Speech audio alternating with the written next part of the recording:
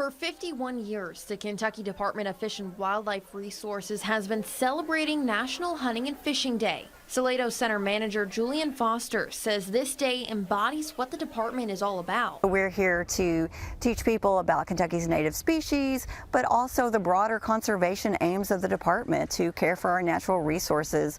And we're really wanting to encourage people to get involved in the outdoors and to support outdoor activities. Activities like hunting and fishing. It's really important because hunting and fishing licenses, the funds from those sales go to support all of our initiatives, which are invested right back here in Kentucky into caring for our natural resources.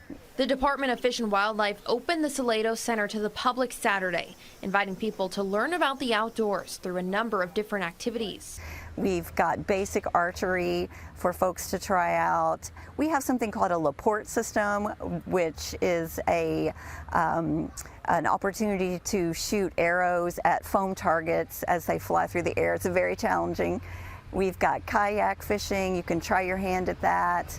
We're teaching people about the life vest safety as well. Folks were welcome to walk around the center's exhibits and watch different demonstrations. The day also serves to increase public awareness of the connection between hunting, angling, and conservation. Our conservation educators are out in full force.